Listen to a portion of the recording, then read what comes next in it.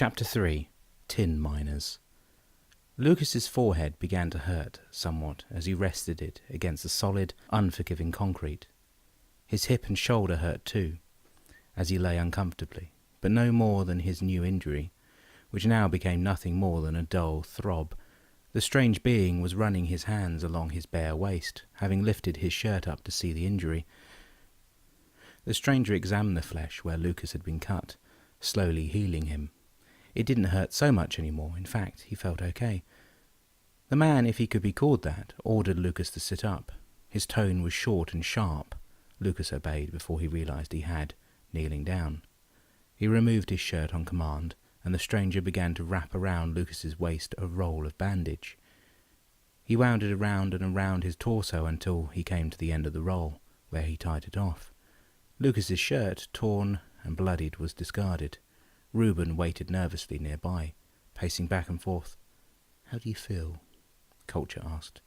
"Surprisingly good," Lucas replied, rising gingerly. The stranger grunted. "I would have done a better job at healing the wound, but I don't have a lot of strength right now. I am weak." Culture rose to a stand. "The injury is mostly healed. I suggest you keep discreet about it until it's healed fully. You would have a hard time, I'm sure, explaining to others how you got it." He sent a thin jet of fire towards Lucas's shirt, which lay on the floor nearby, completely destroying it in the blaze and leaving behind only ash. Lucas stared wordlessly up at him. His gaze slid past the stranger and to the skate park around them. Despite all that had happened in the last few minutes, the scene around them had not changed. "Bizarre," Lucas thought to himself. "You're very young," the aberrant noticed. "I've not often met a guardian so young." He glanced at Reuben, who continued his pacing. "Brothers, I assume," he said. Lucas examined himself. The bandages looked clean and new, as if they had only just left the hospital.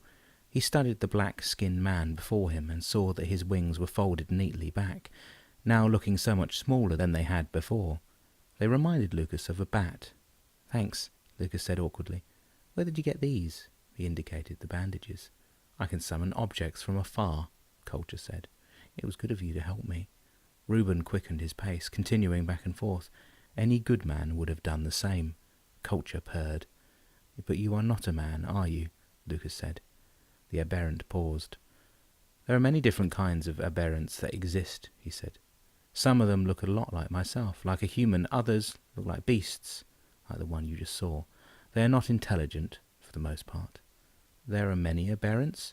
Lucas asked. "Oh, yes," Culture replied slyly. "Lucas, I'm so sorry," Reuben cut in huskily, suddenly interrupting them. "I froze up. It was weak of me. You got hurt because of me. It was stupid. I'm sorry." "Hey," Lucas smiled gently, speaking in a calming tone. "It's not your fault." "I was stupid," Reuben repeated. "Everybody makes mistakes," his brother told him. "A mistake that could have killed you." It sounded more than he intended, like a verbal attack. Reuben forced himself to relax and took a slow, deep breath.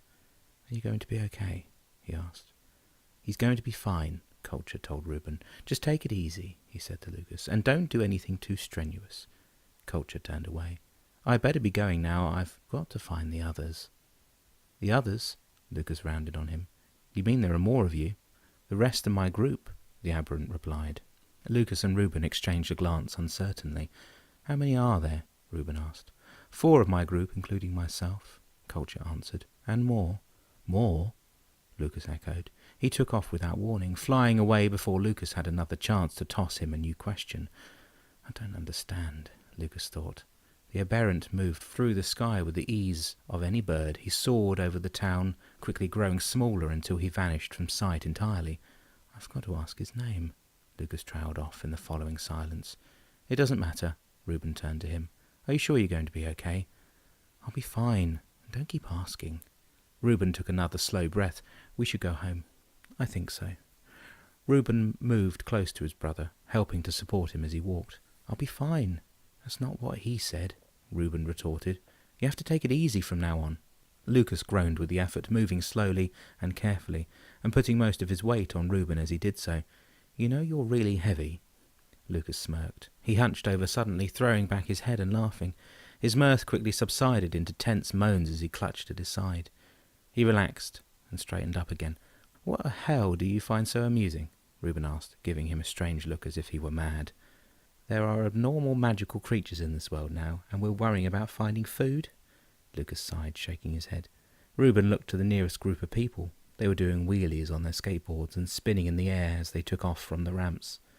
Blind fools, Reuben cursed them with a glare. After all that, and they're all completely oblivious. It's better they don't see anything, Lucas replied. We wouldn't want that kind of attention anyway. It makes you think, though, doesn't it? Does it? How can they not see a guardian's magic or aberrance? Reuben voiced aloud. They must have a spell of some sort put on all of them.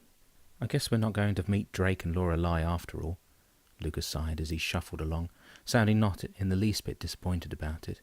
I guess not. Lucas slouched tentatively forwards, supported by his brother. He felt uncomfortable without his shirt, reluctant to be seen with these bandages on, especially by somebody he knew. Looking down at himself, he could see spots of blood were already seeping through the bandages. Give me your hoodie, Lucas said suddenly. I don't want to be seen walking around bleeding everywhere. Wouldn't want that kind of attention. Reuben immediately complied, and they walked very slowly back home. Reuben supported his brother the entire way. Once Creus and Lee had gone, having deemed their quarry lost and the trail gone cold, Siren turned back. Retracing her footsteps, she soon found her red-haired companion, who was now the aberrant and the mother.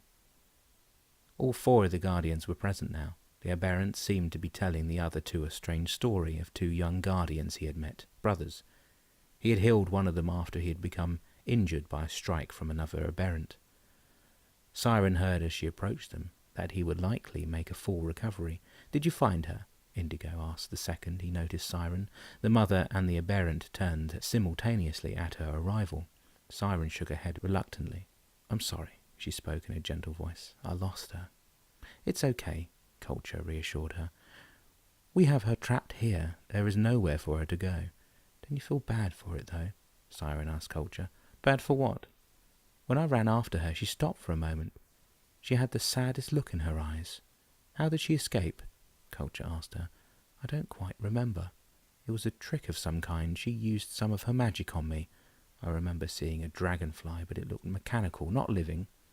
I thought she couldn't use her magic, Culture said.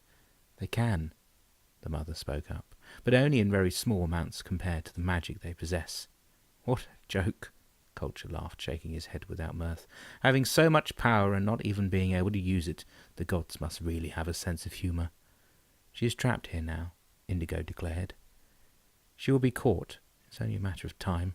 Let's just try to make sure we get her before they do.